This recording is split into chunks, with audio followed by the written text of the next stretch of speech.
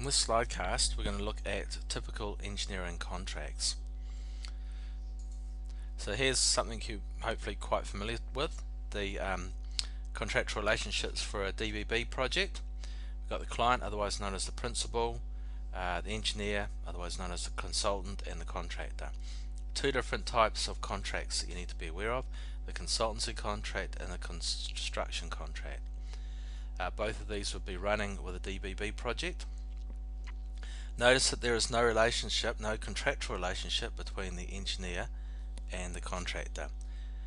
So they don't have a contractual relationship, but there is a relationship in that the engineer is observing the contractor's work, making sure he's building it as required, and the contractor is reporting back. And so there's a lot of communication between these two parties. Oftentimes during the construction work, the principal is not really involved as much as the engineer. So the contract we want to look at, the first one is the consultancy contract between the principal and the consultant, otherwise known as the engineer. It can be for the provision of the design, so it might be just one specific part of the design, like say a feasibility study or a preliminary design or a detailed design, or it might be for the whole lot, from feasibility right through to the production of tender documents at the end of the design process. Contract administration, oftentimes the person that does the design is the one that administers the contract. In other words, that's the engineer to the contract, the one that sort of makes sure that the contract is built properly, usually responsible for payments, so the contract is paid regularly, and the contract administrator takes care of all that.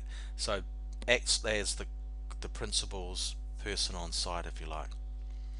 And project management, it may be that the principal wants just to hand it all over to a project management manager, or included in the design and contract administration is also project management work as well.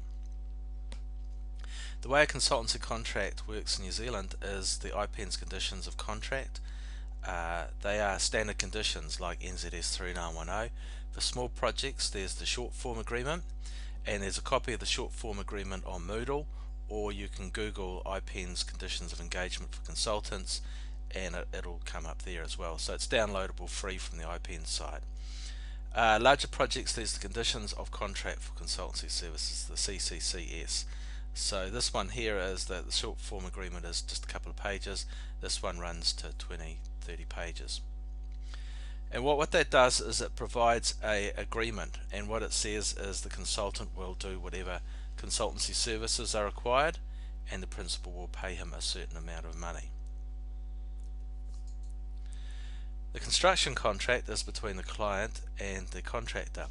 It sets out what work is agreed to be done, so it provides a lot of detail about what is to be done, when is it to be done by, and it also sets out the rules of the contract. That's what NZS 3910 is, and that's what we'll be looking at later on.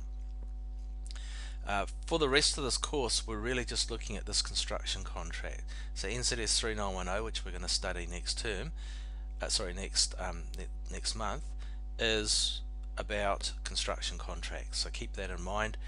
We'll have a look at consultancy contracts briefly in class, but after that we're pretty well looking at construction contracts. They're usually the most complicated and most expensive part of a project.